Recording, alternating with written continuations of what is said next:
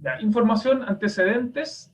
Este que dice background es un buen compilado de varios papers o secciones de libro eh, que tiene, como dice su nombre ahí, un buen resumen para tener idea del background mismo del sublevel caving. Obviamente los otros también le van a servir un montón, pero aquí como que están los papers base, denle una miradita, muy interesante. Algo con perforación de ranura, que vamos a ver que así como en el sublevel stoping, en el sublevel caving también es importante un aspecto en la perforación de la ranura. Bueno, algo de flujo gravitacional en sublevel caving, que no es lo mismo que en log caving. Algo de Ridgway, y algunos casos, estos también son casos de estudio en diferentes medios. Ese que está ahí, que está marcado con rojo, un compilado bien bueno de la teoría también y de cómo se van los cálculos para el diseño. Cómo se los cálculos para el diseño. ¿No está lo que vimos en la clase pasada? Sí. ¿Va? ¿Se quedó? Ah, está aquí, está oculto. Está oculto. Bueno, esto lo vimos en la clase antepasada. Esto es algo que les quería mostrar nomás para que se acordaran. Cuando las cosas están en proceso de caving, el crecimiento está en proceso de caving, recuerden que está este gráfico que en función del tipo de la roca, de la calidad de la roca, la tasa de caving, ¿ya? La tasa de propagación del caving en milímetros por día. Esto, en teoría, no lo pueden controlar, ¿ya? Sino que es una respuesta del macizo una vez que tienen el área suficiente, o sea, el radio hidráulico, y tiene el espacio, han ido sacando el esponjamiento, el material que se ha fragmentado, el caving va progresando de esta forma. Para macizos rocosos menos competentes, mucho más rápido, ¿ya? Del orden de 1 metro por día. Para macizos mucho más competentes, harto más lento, ¿ya? Entonces, uno tiene que adecuarse a esto. Y este proceso dura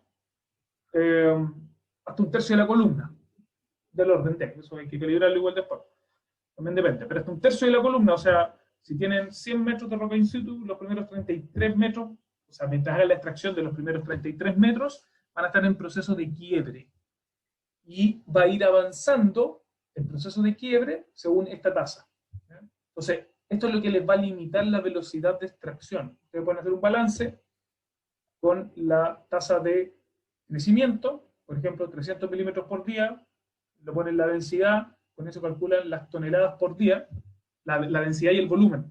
La densidad y el volumen para calcular el tonelaje. El volumen podrían considerar, por ejemplo, un cilindro con el radio de influencia del punto de extracción, según la malla, se lo multiplican por la densidad y van a tener el tonelaje de roca que se está fragmentando por día. Y eso tienen que hacer un símil con lo que se extrae. Y eso les va a dar un poco el perfil o la restricción de velocidades. Si hacen el cálculo, generalmente estas cosas están por aquí, les va a dar que bien baja la velocidad, pues está en este orden de acá, de extracción. Mientras esté en quiebre. Una vez que esté en quiebre, ahí le pueden sacar lo que quieran, lo que les dé el sistema de manejo material. Y obviamente que esté en línea también con la uniformidad del sector. Eso nomás lo quería recordar. Ya, sublevel caving. Voy a ver un video que también es muy bueno.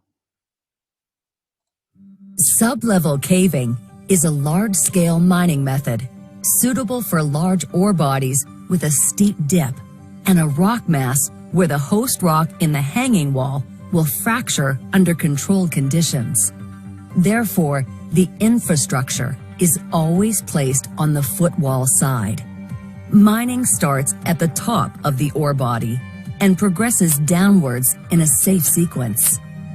It is a productive mining method where all of the ore is fragmented by blasting, and the host rock in the hanging wall of the ore body caves.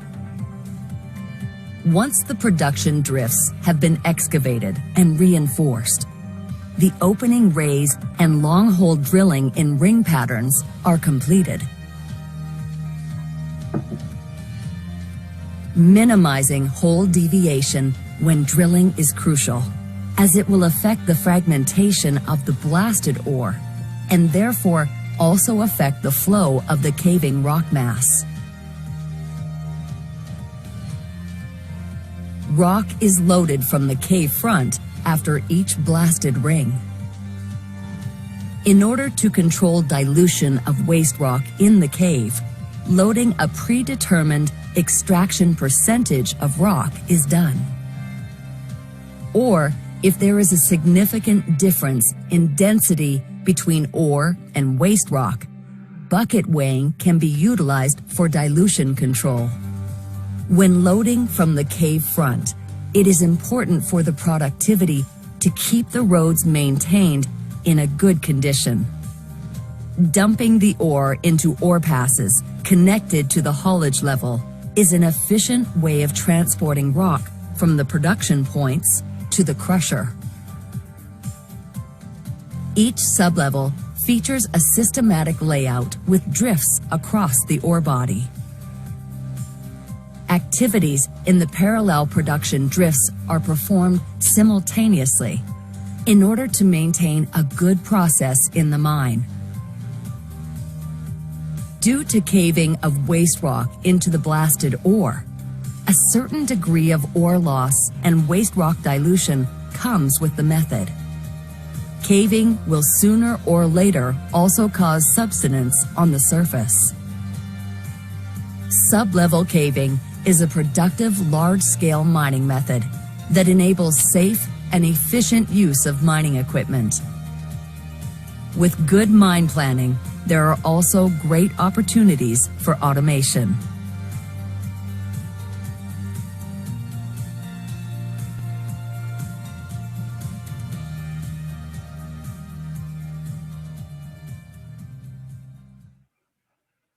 Y ahí está el sublevel caving. ¿Algo que le haya llamado la atención? Más que preguntas que... Tiene que ser como sedimentario el tipo de depósito para poder trabajarlo. ¿Conoce Kiruna, esa mina? Epo, epo. Esa es de este tipo, creo. ¿Sí? Y como es un banded iron que es sedimentario, entonces por eso tiene esa forma, yo creo que cuando Ya, algo pero- más vacío ya. Pero recuerda que el método se adapta al yacimiento, no el yacimiento al método. Claro. Yo he diseñado un sublevel caving en yacimiento masivo. Y se puede. Se puede. Adapta bastante bien cuando tienen esta forma así. De hecho, es lo que dice el video. Pero también podría ser para un método masivo. Ahí empieza a pelear, si es muy, muy masivo, con un block caving. ¿Por qué no hacer un block caving? Pero está muy al lado de los caserones. Ahí, porque un poco es cuando tienen roca muy, muy competente, cuando la roca es muy competente, que no hunde, pero que no es tan competente como para hacer caserones. Entonces están como ahí entre medio. Pero ahí vamos a ver los detalles. ¿Algo más que le haya llamado la atención? ¿Se lo imaginaban así? Los que no lo hayan visto nunca.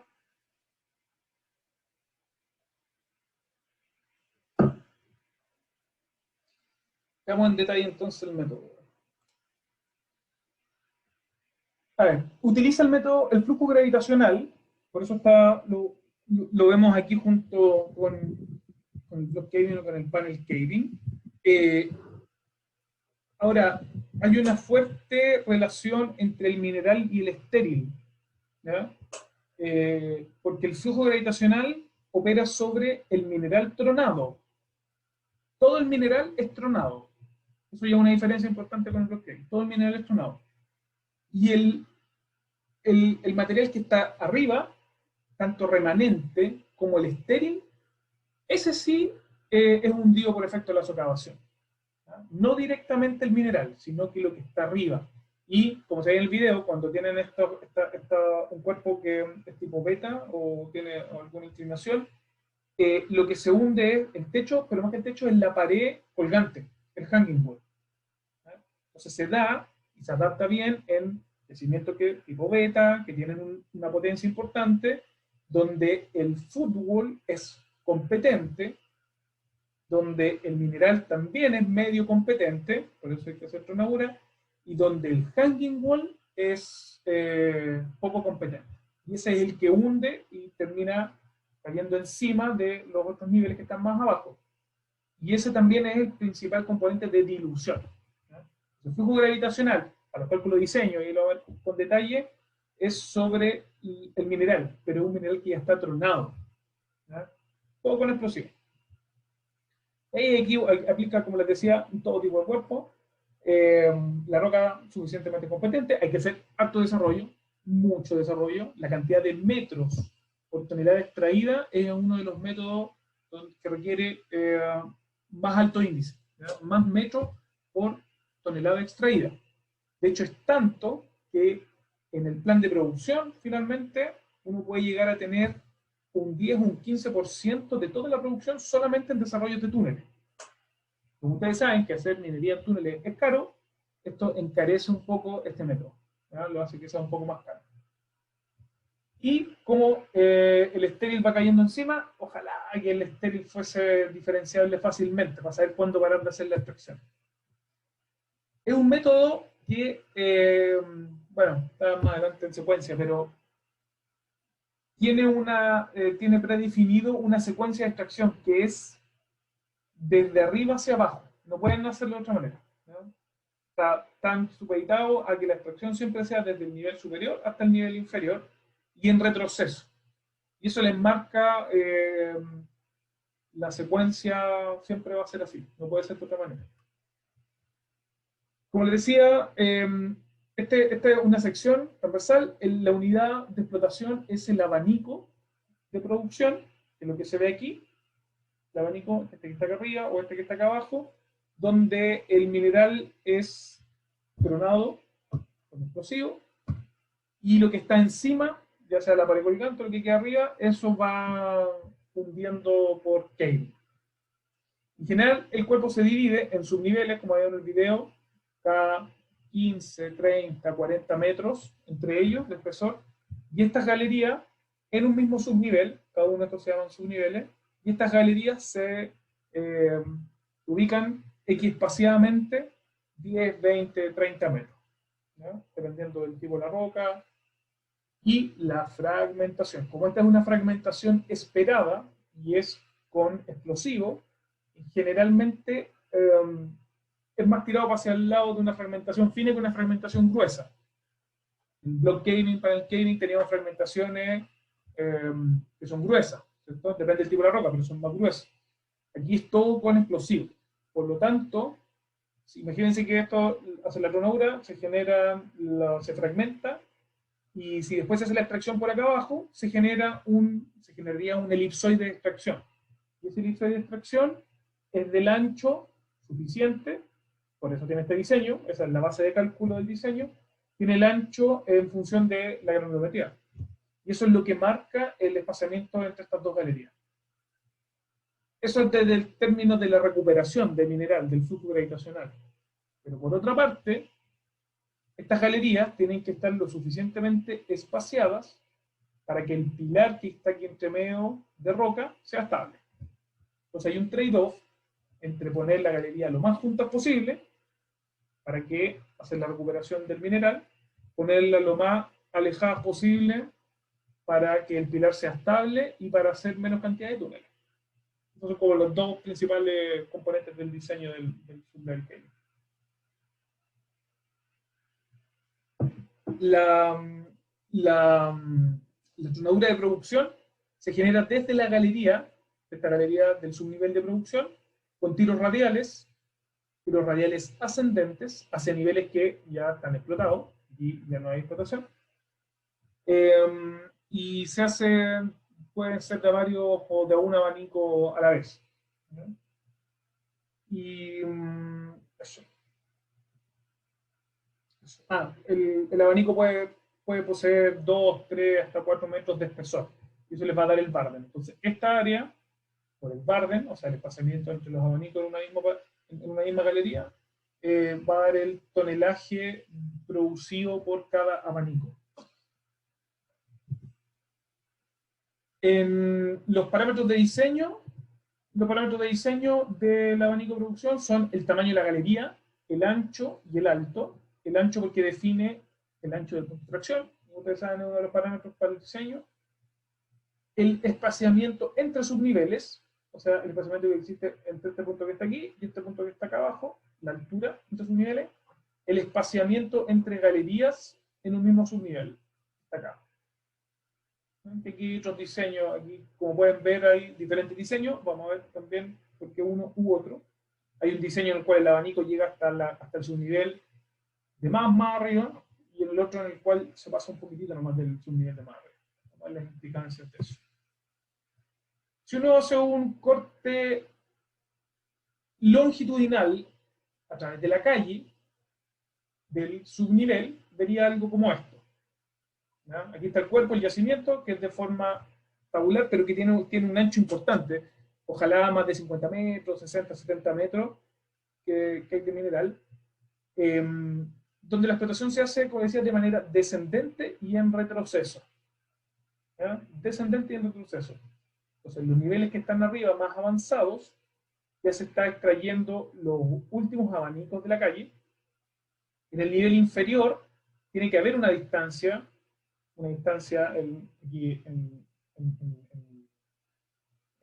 si lo vemos en vertical, no puede estar operando justo encima de donde está operando el otro nivel. Eso también es un cálculo que se hace. Por lo tanto, va más al fondo de la calle.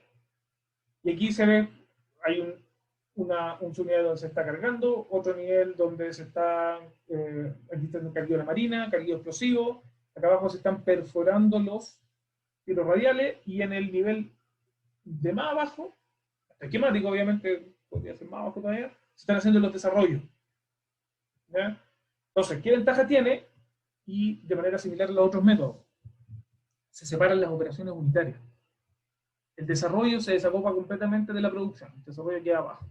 Una vez que se perforan todos los abanicos de producción, la calle queda disponible para hacer el carguío y la tronadura de los abanicos, y el equipo de carguío tiene la calle disponible para hacer la marina, ¿ya? De todo este abanico. Y así quedan desacoplados. Y recuerden que en cada subnivel pueden existir varias calles. De esto depende de el largo que tenga el cuerpo.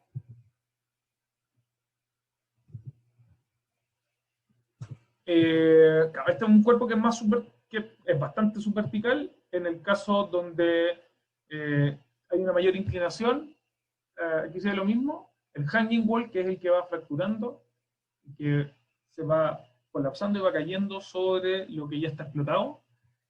Y toda la infraestructura en general hay que ponerla en el fútbol, porque esta es la pared estable. Aquí, bueno, es lo mismo, producción, carguío, acá abajo el desarrollo de túneles. Y como en subniveles, también la producción, esto es como similar a los caserones, el zooming, en general se busca hacer un traspaso vertical y centralizar toda la producción en un nivel de transporte que pueda salir hacia la superficie. Este es un método que puede ser bastante productivo. Lo mismo, el área, los desarrollos en el área incluyen los subniveles, pero hay mucho rampaje. Rampas principales, rampas entre subniveles, acceso para por ejemplo, el transporte, que es un transporte vertical, piques de ventilación, pero hay mucho desarrollo entre los subniveles. Probablemente no van a estar operativos todos los subniveles, pero al iniciar la mina tienen que llegar, esto es una de las dificultades, que alarga el tiempo de preproducción, tienen que llegar al nivel de más arriba, lo cual desde la superficie es lo más corto, la rampa es más corta porque desde la superficie hasta el nivel de más arriba, pero también tienen que llegar al nivel donde va a estar la producción, acá abajo. Entonces tienen que esperar a llegar acá abajo, hacer el nivel de transporte, hacer este pique, y después pueden empezar la producción. Ahora, lo que probablemente van a hacer o podrían hacer es empezar la producción de los primeros niveles y salir con camiones por la rampa, por ejemplo, con otra productividad, con otros costos, pero para no perder ese costo de oportunidad, pues, mientras se termina la infraestructura principal. Así como en el block caving también requiere harto desarrollo de CAPEX, de preparación antes de iniciar. No así como el Roman Pillar, que si se acuerdan, el Roman Pillar llega y empiezan a producir activos. pueden empezar a producir el tiro. Esto es un diseño, una vista en planta. Creo que la otra clase vamos a ver un poco más de detalle de este proyecto, cómo queda. Vamos a entrar en detalle. Este es un cuerpo más masivo que nos daba para block caving, donde se ven que hay niveles por todas partes, o subniveles por todas partes.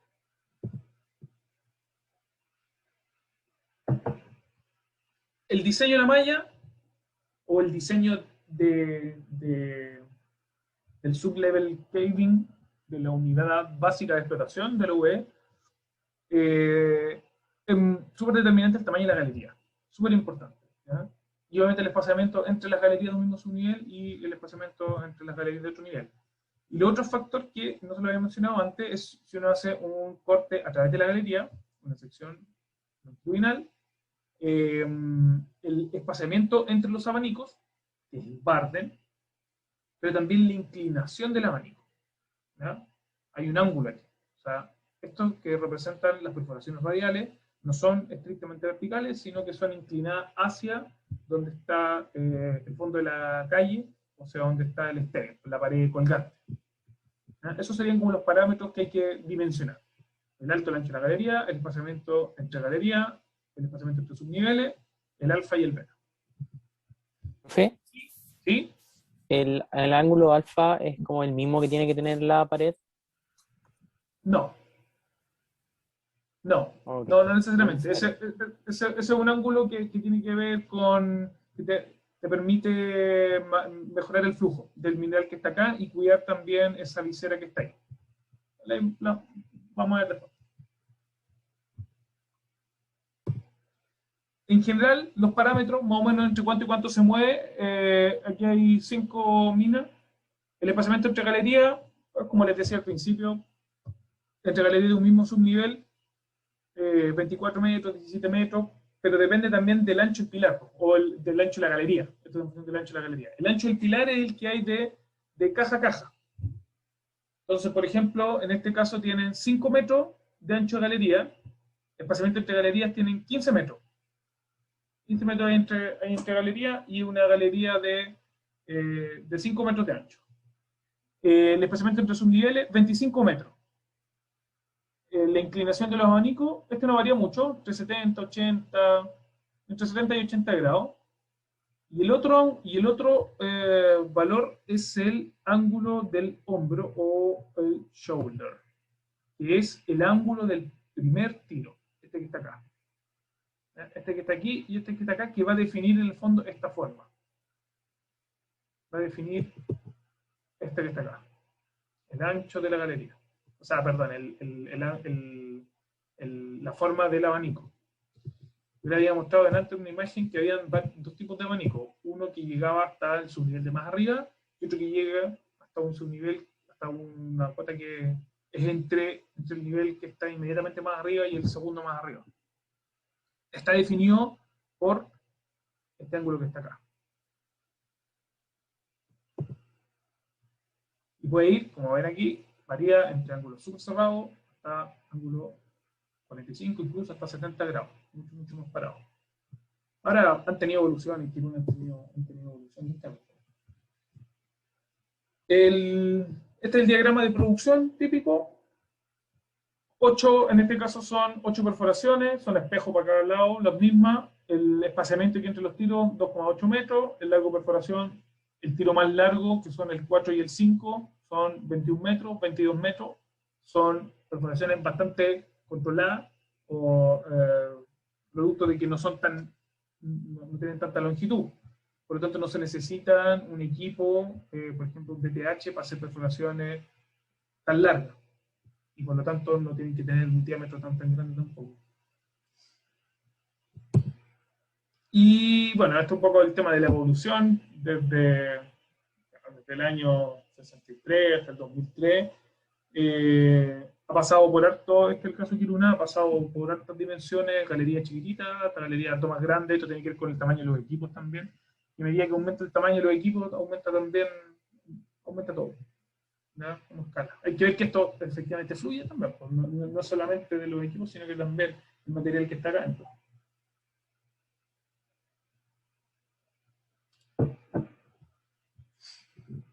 Algo que les había mencionado al principio, las toneladas por metro.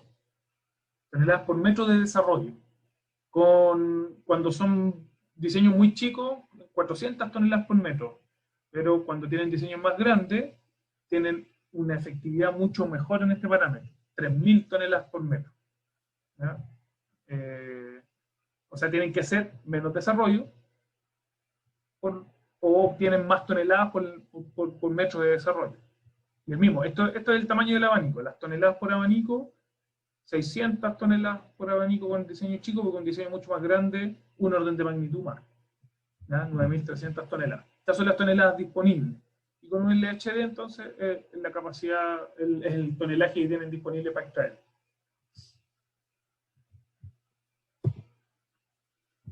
¿Qué diferencia hace en uno u otro diseño? Principalmente. El área es la misma. Fíjense aquí que son 312 metros cuadrados y este diseño de acá también tiene 312 metros cuadrados. El área es exactamente la misma. Por lo tanto, el tonelaje también es el mismo, si la densidad es la misma. ¿Por qué hacer uno u otro? Y principalmente hay dos razones. En este diseño que está acá, el tiro más largo tiene 40 metros. Como ustedes saben, mientras más largo el tiro, más probabilidad de desviación hay, menos control. Por lo tanto, un tiro de 26 metros es más efectivo que llegue a ese punto que está ahí. Pero lo otro es el tema de la dilución. ¿Ya? Hay dos fuentes de dilución. Una dilución vertical por el techo superior. Esto que está aquí es estéril, por lo tanto hay contacto con esto que está aquí, que es mineral tronado. Y lo otro es lo que está atrás. ¿Ya? Lo que está atrás, que es remanente del abanico anterior, más una mezcla con lo que hay en la pared colgante. Que eso no pueden controlarlo, no tienen cómo controlarlo, salvo haciendo una buena extracción. Pero la dilución que está acá arriba, de techo, si se fijan con este diseño, si uno suma aquí el perímetro, son 33 metros, 34 metros. 34 metros. En cambio, con este otro diseño, el perímetro de todo esto que está aquí, más el perímetro de la galería, esto que está acá, suma 82 metros, es el doble.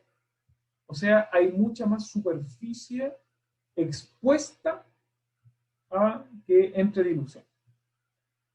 Además de que esta forma que está aquí es poco regular, por lo tanto podría tener una dilución lateral a medida que ustedes hacen la extracción por acá abajo del mineral. Podría haber una preferencia de que se entre tempranamente una dilución. En cambio, por acá se hace una buena extracción controlada, uniforme. Podría haber un descenso más controlado y vertical. Mezcla va a haber siempre, igual va a haber mezcla. Pero esto es una peor condición de diseño o una condición que favorece la dilución de lo que están extrayendo. Y ahí tienen dos opciones. Si quieren recuperar la misma cantidad de elemento metálico fino, tienen que hacer una sobreextracción, lo cual le va a salir más caro, o asumir la pérdida en recuperación.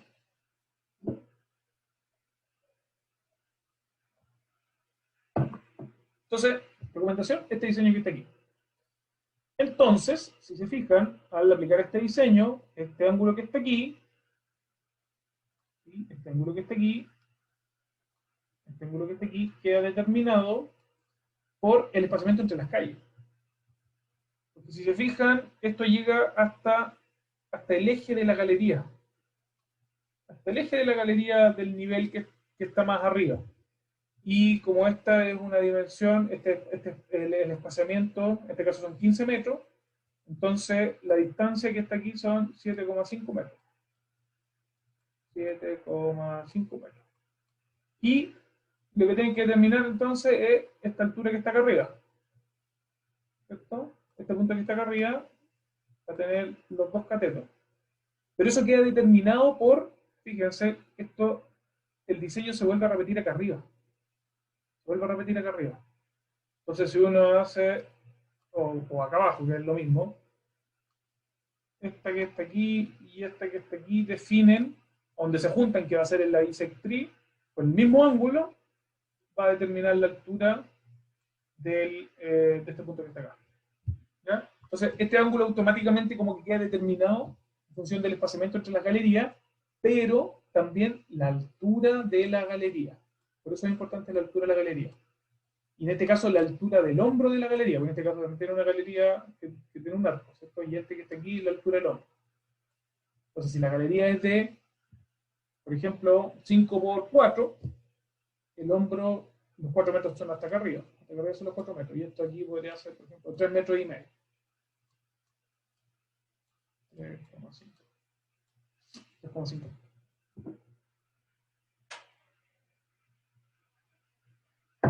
¿Entiende o no? Más o menos. Todo se reduce al final al espaciamiento entre las galerías, espaciamiento entre sus niveles y el tamaño de la galería. Ancho y alto de la galería. Y forma también de la galería. Forma también. Ya, no vamos a entrar este para el inicio. Hay que hacer un slot. Ya, el esponjamiento. Esto sí es importante. ¿Cómo pega el esponjamiento al método? Una tablita de parámetros de densidad in situ, de densidad quebrada y el porcentaje de esponjamiento de distintos tipos de rocas. Nosotros generalmente nos movemos como por esta, no.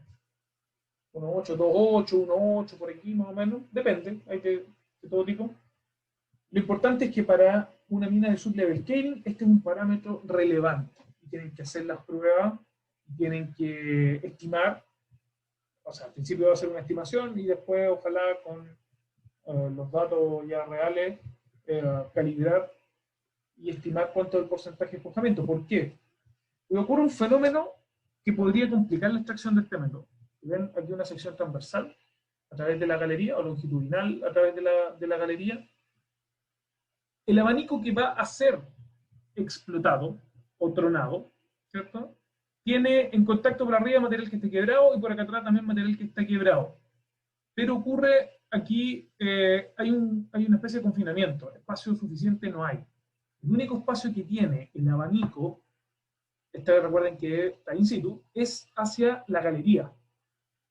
¿Ya? Hacia acá abajo, hacia la galería. Por eso es importante también el tamaño de la galería. El tamaño de la galería es el que les va a dar el espacio disponible. Esto es como una vista desde arriba del abanico. ¿Ya? Si está el abanico así, lo están viendo ahora sí, desde arriba. Esos puntos que están ahí son las perforaciones. Entonces, aquí el Barden, que es el espaciamiento que existe entre dos abanicos, es la zona que tiene para que la roca in situ se fracture. Y esto que está acá es material que está quebrado. Entonces, cuando se haga la tronadura, va a tener espacio hacia la galería hacia abajo, y hacia el material que está quebrado, algo puede empujar para allá, porque está como, esto que está aquí está quebrado, tiene algo de espacio, pero igual hace confinamiento, no está libre, no es una tronadura libre. Entonces, ocurre que en general, si no hay el espacio suficiente, cuando se hace la tronadura, el 50% del abanico, ¿ya?, la mitad de abajo, efectivamente esponja. ¿No? Con este espacio que está acá, a partir de un ángulo de reposo, el espacio que está aquí, que queda aquí entre medio, esto esponja. Lo que está acá arriba se quiebra, la tronadura tiene su efecto, pero no se esponja. O sea, queda ahí mismo, no se mueve. Queda con la misma densidad, quebrado, pero no esponjado. Entonces, cuando hacen la extracción, esto como está esponjado, quebrado, se empieza a mover, y eventualmente aquí, al 50% de la columna más o menos del abanico, se genera un gap. Y al crearse ese gap aquí, en esta interfaz entre lo que está quebrado y lo que está in situ, es un espacio que se ocupa rápidamente podría quedar o el espacio vacío, y esto de aquí nunca cae, o sea, tiene una recuperación del 50%, y después podría caer, pero generalmente lo que va a ocurrir es que se les va a entrar la dilución. Va a entrar la dilución de la pared que está, o sea, de lo que está quebrado atrás, que es estéril. Cuando uno grafica el porcentaje de estéril, en la extracción. Esto puede ser medido como la maldad, tiempo, lo que quiera. Debiese ser cero. Uno esperaría que fuese cero y que después a lo mejor fuese incrementando para un abanico. Pero uno ve dilución, igual hay dilución temprana, pero de repente ve pulsos también de dilución. ¿No? Y de hecho, aquí como a la mitad de la extracción hay una entrada fuerte, muy, muy fuerte de dilución. Viene relativamente parejo, entre 20%, incluso puede ser un poco menos, 20% de dilución. Esto es tomado de muestra. Y después del 50% salta. Y salta mucho, casi un 70%. Después disminuye y después salta de nuevo. Disminuye, salta de nuevo. Y este es el mismo bueno que habíamos delante. Se hace la extracción, disminuye, queda este gap aquí. Esto está esponjado, esto que está arriba está esponjado. Y esto que es estéril, entra. Y ocupa el espacio. ¿Ya? Entonces hay un pulso o hay una entrada de dilución producto de que no hubo el espacio suficiente para que todo el abanico que está in situ esponjara. Y después se vuelve a repetir. Eventualmente hay un descenso de mineral que alcanzó a esponjar, pero como no hay espacio suficiente, lo de arriba también quedó igual, se genera un espacio, de nuevo otro pulso. Y eso es lo que se ve aquí. Y eso es lo que se ve aquí. Hasta un 50% sacaron con mezcla. Esta es la mezcla de lo esto que sacaron aquí, algo está mezclado también aquí con esto que está aquí como en esta interfaz. Pero después de eso, todo esto otro que sacaron tiene un alto contenido de dilución.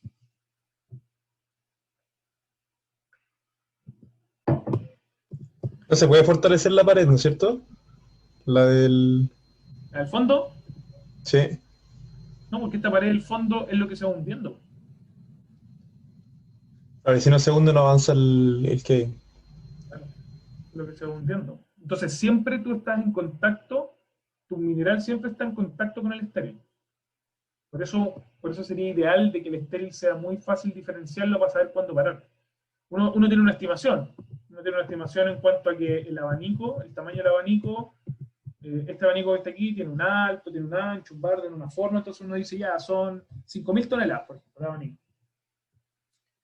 Entonces uno debería pensar en que la pala, que opera acá abajo, haga una extracción de 5.000 toneladas. Pero como hay una mezcla asociada a la entrada de dilución, ahí o paras antes de extraer, o las 5.000 toneladas que saquen va a tener un porcentaje de dilución. Eso lo vamos a ver, yo creo que en la otra clase, cómo estimar esa dilución. Un ejemplo nomás de ventilación, creo que lo he visto en Roman Pillar. Ahí está. La ventilación de los equipos generalmente se estima como 100 CFM por HP, como requerimiento. El de explosivo, que también se lo había mencionado, y esto es un cálculo, no tiene que ver exclusivamente con sublevel caving, pero es el cálculo de la estimación de la ventilación, del Q. Y después llevado, y esto sí que es importante, llevado a por dónde entra esa ventilación. El cálculo dice que son 363 metros cúbicos por segundo. Con eso uno puede diseñar la chimenea, el pique principal, la chimenea de extracción, la chimenea de inyección.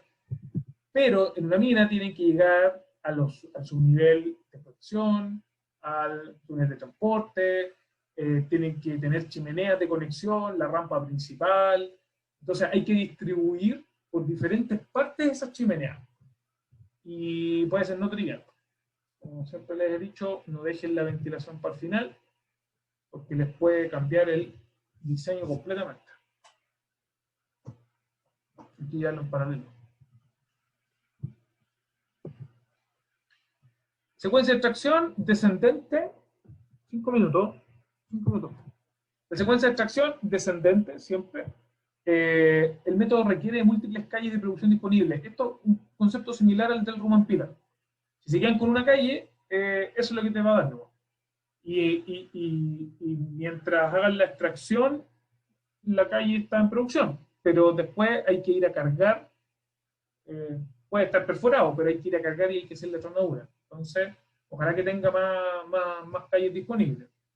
Y a medida que hacen la extracción de un abanico, ese abanico, para mantener el régimen, hay que reponerlo en un subnivel inferior en términos de metros nuevos, metros de túnel. Entonces hay que hacer un balance entre las toneladas extraídas y la cantidad de metros que hay que desarrollar equivalentes para mantener después un régimen. Porque si no, en algún momento les va a pasar que se van a consumir todos los abanicos y no van a tener calles disponibles. ¿Ya? Con eso entonces estiman cuál es como la velocidad de desarrollo y la velocidad de avance. O al revés, a partir de una velocidad de desarrollo y velocidad de avance, podrían limitar cuánto es la producción. El requerimiento podría ser ese. A partir del requerimiento, saben que pueden desarrollar 500 metros por mes. Esos 500 metros por mes equivalen a cierta cantidad de abanicos o cierta cantidad de tonelaje por mes. Y por eso pueden encontrar la capacidad productiva. Pueden extraer de más de un nivel en simultáneo. Tienen que mantener ahí, como les digo, un ángulo en unas láminas más adelante. Y en general, los primeros niveles se extraen menos del 100%. Y los niveles inferiores se hace una extracción de más del 100%. Con esto termino porque después vamos a estar con la dilución, que la otra clase. ¿Por qué primero se hace una extracción? Este, como tonnage factor, el porcentaje de extracción. Los niveles superiores se extrae menos de un 100%, cosa de que se aseguren de que el remanente que queda arriba es mineral. Por lo tanto, los niveles que extraen de más abajo siempre van a tener como un colchón arriba. Y la dilución va a ser contra mineral y no contra estéril. Es una estrategia de postergación de la reserva que hay que ver si es que conviene o no conviene por el tema de las leyes. Si tiene muy buenas leyes, van a dejar estas leyes postergadas para el final. Pero al final, como se ve aquí, hacen una sobreextracción, porque se comen el tonelaje del abanico, más lo que viene mezclado de arriba, esto asumiendo solamente dilución vertical. Se come lo que está acá abajo, más los remanentes de lo que quedó arriba, y los remanentes, como al principio no sacaron todo el mineral, va a ser dilución positiva, no va a ser dilución negativa. Eso es una estrategia de extracción asociada a esto. Ya, ¿dudas? Dejamos hasta aquí nomás y seguimos el viernes. Consultas. Profe, o sea, me entró la duda de, en el caso de las imágenes que mostraba de la dilución,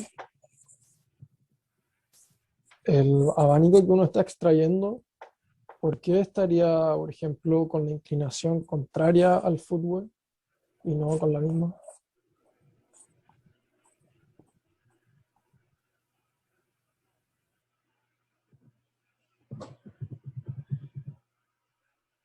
Porque si tuviese un ángulo contrario, estaría favoreciendo la entrada de este material que es estéril hacia acá.